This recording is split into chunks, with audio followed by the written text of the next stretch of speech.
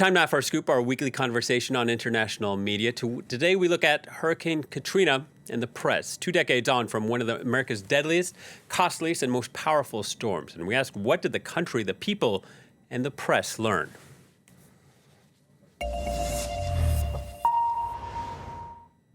While the U.S. president is threatening to deploy the military for domestic law enforcement, some are worried the country is doomed to repeat the past. This week, the Washington Post ran an opinion piece by retired naval officer Theodore Johnson called "Trump's National Guard Deployment Echoes Hurricane Katrina's Mistake." Speaking about New Orleans in 2005, he wrote, quote, "False stories about roving bands of rapists, snipers, and wanton murders, and gunshots fired at helicopters were common and amplified nationally. Because of this inaccurate reporting, elements of the National Guard were instructed to adopt a war footing.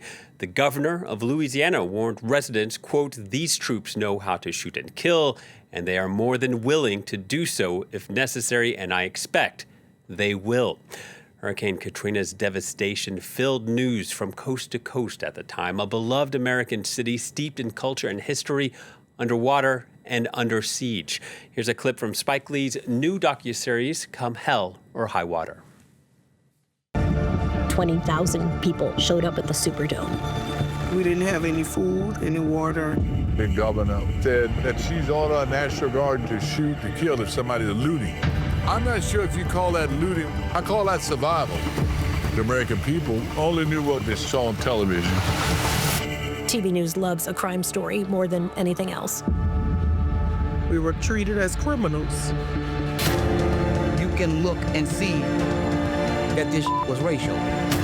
Is anybody gonna come help us? As expected, there's a slew of media coverage on the anniversary. That is one of at least 8 new documentaries on Katrina. Another docuseries is produced by Hollywood heavyweight Ryan Coogler. It also focuses on how much of the disaster was avoidable. Take a look. We go baby out here. They don't have no formula, no water, and they want us to survive out here. Where's FEMA? Where's the men? Katrina was a hurricane of governmental failure. And it was a hurricane of mistruth and injustice. One of the police officers told me it is a war zone out there. People are losing their minds. It didn't have to happen like that. Not in America. We can't justify this. Tracy Curry, also a co-producer on that. She explained why she wanted to make the project. Take a listen. I remember watching along with everyone else and feeling unsettled by the coverage that, as we show in episode 3, really kind of began to morph into this portrayal of the people of New Orleans as having descended into this sort of subhuman, predatory, animalistic state. And even at that time, something about that just did not ring true to me. And just a reminder for our viewers, the Federal Emergency Management Agency, more commonly known as FEMA, called Katrina America's worst ever natural disaster.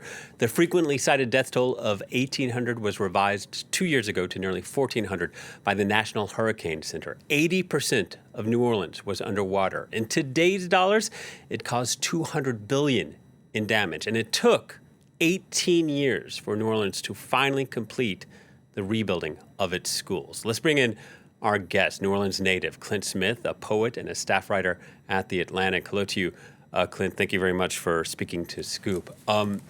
You wrote about the evacuation orders. If I recall correctly, you were only 17 at the time. Take us through that day and also tell us if what was being reported on TV was consistent with what you were seeing and experiencing. Yeah, so I left New Orleans 2 days before the storm. And I think it's important for people to know that evacuating for hurricanes was part of the regular cadence of our lives. We evacuated every other year for a hurricane. Sometimes I'd go to Houston, sometimes I'd go to Baton Rouge, sometimes I'd go to Jackson, Mississippi.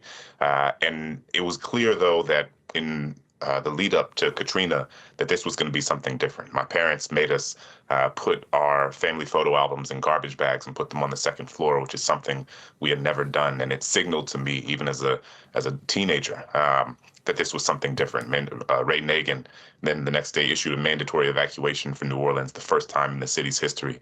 And so my family and I were able to get out, but I remember being on my aunt and uncle's couch in Houston, Texas, and watching everything transpire, watching, as the images show here, people on rooftops, bodies floating in the water, people in the Superdome with no food, with no water, with no electricity, and watching it descend into something that at the time felt unimaginable. Yeah, Clint, I also want to bring in Edward Buckles Jr. He's a filmmaker joining us now. Edward, Clint explaining to us about how evacuation orders commonplace for the people of New Orleans. But what happened in 2005 really felt like a perfect storm, didn't it? Oh yeah, absolutely. Especially being 13 years old at the time. You know, I was a child. So, you know, at first I thought that it was just like any old other year when we would just, you know, maybe evacuate. And if we would evacuate, it would be about maybe 30 minutes away from home and we'd be back, you know, in a matter of a day or two. But this was the perfect storm because, you know, as soon as we got to Lafayette, I realized that we were not going to be coming home soon. Yeah. Clint, the climate crisis, underreported at the time. No one really making the link to natural disasters and climate change at the time. We also know that extreme weather events and racism are closely linked. Do you ever wonder how Hurricane Katrina would be reported on if it happened today? Well, you know, what's interesting, this happened in 2005, which was about a decade before the Black Lives Matter movement began sort of in earnest. And at that time, we didn't necessarily have the sort of sociological language, the collective lexicon, the sort of understanding as a nation that racism is not just an interpersonal phenomenon, but is a systemic one, is a structural one, is an intergenerational one. We didn't have the framing that we have today, to help us understand that the way that, you know, certain communities, and largely the Black communities, have been prevented from having access to the levers of upward economic mobility. And so what we did have, and almost the most sort of poignant explanation of how people were feeling at the time, I remember Kanye West, you know, on national TV saying George Bush doesn't care about Black people. And again, it is not does not reflect the sort of level of sophistication around our collective discourse around racism today.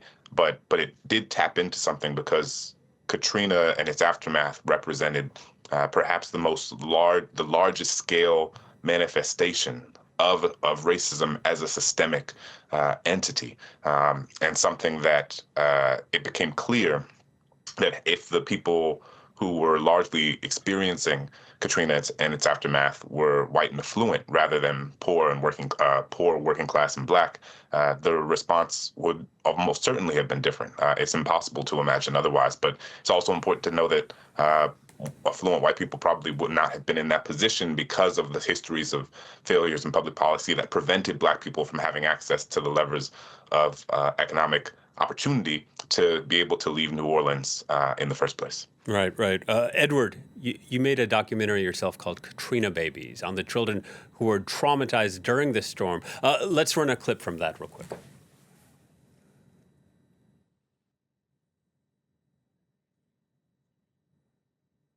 In America, especially during disaster, Black children are not even a thought.